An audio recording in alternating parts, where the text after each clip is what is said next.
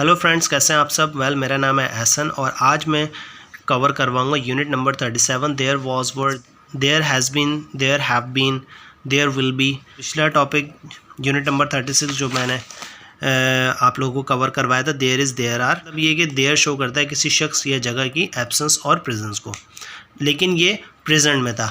अब हम लोग देयर का कॉन्सेप्ट सीखेंगे पास्ट में भी, प्रेजेंट परफेक्ट में भी और फ्यूचर पर भी, कि देयर को हम प्रेजेंट परफेक्ट में कैसे इस्तेमाल कर सकते हैं, पास्ट में कैसे इस्तेमाल कर सकते हैं और फ्यूचर में कैसे इस्तेमाल कर सकते हैं।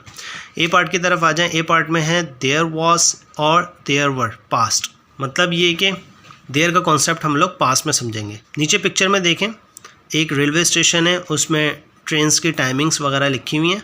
आगे देखते हैं, there is a train every hour. यहाँ पर हर घंटे ट्रेन आती है, ठीक है। प्रेजेंस किस चीज़ की शो कराई है इसमें, ट्रेन की। द टाइम नाउ इज़ 11:15, अभी 11:15 हुए हैं। There was a train at 11 o'clock। अब वॉज क्या मतलब, ये कि ट्रेन यहाँ पर मौजूद थी कितने बजे, 11 बजे, और अभी प्रेजेंट में क्या हुआ है, 11:15 हुए हैं। तो हम अगर पास्ट के बारे में किसी चीज़ की प्रेजेंस के बारे में बताएंगे तो हम क्या बोलेंगे, देयर वॉज। वॉज का मतलब क्या होता है, था, थी, ठीक है। There was a train at 11 o'clock। यहाँ पर ट्रेन मौजूद थी कितने बजे, 11 बजे, और अभी तो जा चुकी है। अब कब आएगी, 12 बजे। कंपैरिजन अब हम लोग करेंगे देयर इज़ आर का और देयर वॉज वर का। मतलब ये कि देयर को हम प्रेजेंट में कैसे इस्तेमाल कर सकते हैं और देयर को पास्ट में कैसे इस्तेमाल कर सकते हैं किसी चीज़ की एब्सेंस और प्रेजेंस को बताने के लिए। फर्स्ट वन देखते हैं, एग्जाम्पल देयर इज़ की। There is a good film on TV tonight. बहुत ज़बरदस्त आज फिल्म आने वाली है टीवी पर आज रात। इसी तरीके से अब हम लोग फिल्म देख चुके हैं, आगे आए तो हम क्या बोलेंगे, कल रात हमने फिल्म देख ली थी। अब हम क्या बोलेंगे, there was a good film on TV last night. बहुत ज़बरदस्त फिल्म थी यार टीवी पे कल रात। इसी तरीके से फिर दोबारा आ जाएं प्रेजेंट की तरफ। We are staying at a very big hotel. हम लोग बहुत ही बड़े होटल में स्टे कर रहे हैं। There are 250 rooms. यहाँ पर 250 रूम मौजूद हैं। इसी होटल के रूम्स की प्रेजेंस के बारे में बताया कि यहाँ पे 250 रूम मौजूद हैं। इसी तरीके से अब हम स्टे कर चुके हैं। अब हम आज बता रहे हैं कि हम लोग स्टे कर चुके हैं उस होटल में। We stayed at a very big hotel. हम लोग बहुत ही बड़े होटल में रुके थे। There were 250 rooms. वहाँ पर 250 रूम मौजूद थे। इसी तरीके से अब हम आते हैं प्रेजेंट की तरफ। आर देयर, ये अब हम सवाल कर रहे हैं। Are there any letters for me in this morning. क्या यहाँ पर आज सुबह कोई ख़त वगैरह आए हैं। इसी तरीके से जब हम पास्ट में बात करेंगे तो हम कैसे करेंगे, मतलब ये कि हम पास्ट के बारे में पूछ रहे हैं। Were there any letters for me yesterday. क्या कोई यहाँ पर लेटर्स वगैरह आए थे मेरे लिए। इसी तरीके से प्रेजेंट की तरफ आते हैं। आई एम हंग्री, मैं भूखा हूँ। But there isn't anything to eat. लेकिन यहाँ पर कुछ भी नहीं है खाने को। अब यहाँ पे देखें एब्सेंस शो की गई है खाने की, कि खाना ही नहीं है यहाँ पर कुछ खाने के लिए, वो भूखा भी है। आगे देखते हैं पास्ट में। व्हेन आई गॉट होम, जब मैं घर पहुँचा।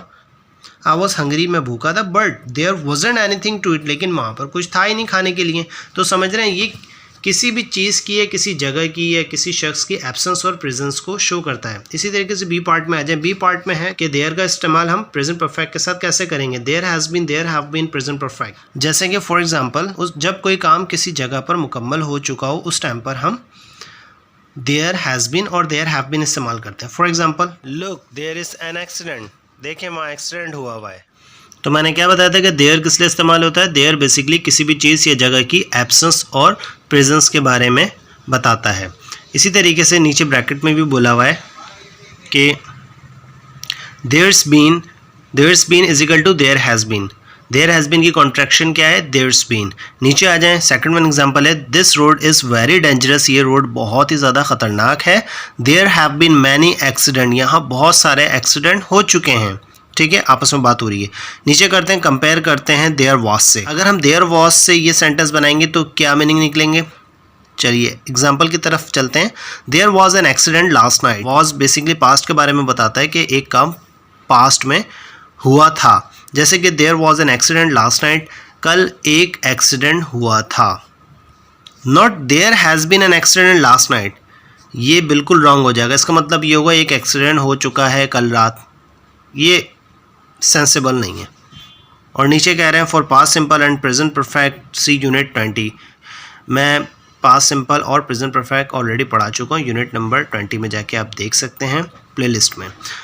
चलते हैं सी पार्ट की तरफ। सी पार्ट में है देयर विल बी। अब हम देयर का इस्तेमाल विल बी के साथ कैसे करेंगे, फ्यूचर में कैसे करेंगे। जैसे कि पिक्चर में देखते हैं, पिक्चर में एक आदमी है, वो बादल की तरफ इशारा कर रहा है कि there will be some rain tomorrow afternoon, कल दोपहर में बारिश होगी। वो प्रेडिक्शन कर रहा है बादलों और आसमान को देख के कि यार कल दोपहर में बारिश होगी। ठीक है, इस तरीके से भी देयर का इस्तेमाल हो सकता है। तो चलते हैं एग्जांपल की तरफ। एग्जांपल में है do you think there will be a lot of people at the party on Saturday. क्या आपको लगता है कि पार्टी में सैटरडे को बहुत सारे लोग होंगे। मतलब ये कि लोगों की प्रेजेंस के बारे में भी पूछने के लिए फ्यूचर में देयर का इस्तेमाल होता है। सेकंड वन एग्जांपल है the manager of the company is leaving. Company का मैनेजर जो है वो जॉब छोड़ रहा है। So there will be a new manager soon. तो वहाँ पर बहुत जल्दी ही कोई दूसरा मैनेजर आएगा। बिल्कुल डेफिनेटली, क्योंकि एब्सेंस और प्रेजेंस की ही बात हो रही है। एक वहाँ से हट रहा है और दूसरा आएगा। थर्ड वन एग्जांपल है I am going away tomorrow. मैं कल जा रहा हूँ कहीं। I will do my packing today. मैं आज अपनी पैकिंग करूँगा because there won't be time tomorrow. क्योंकि मेरे पास टाइम बिल्कुल भी नहीं होगा। There won't be is equal to there will not be. There will not be की कॉन्ट्रैक्शन है देयर वॉन्ट बी। तो आई होप कि आप लोगों को ये टॉपिक अच्छे से समझ में आया होगा और आप लोगों को इसका कॉन्सेप्ट भी पता चल गया होगा कि देयर कब कब इस्तेमाल होता है। और देयर के एक तो मीनिंग वहाँ के भी होते हैं और देयर मीनिंगलेस भी होता है, जो किसी शख्स और जगह की एब्सेंस और प्रेजेंस को शो करता है।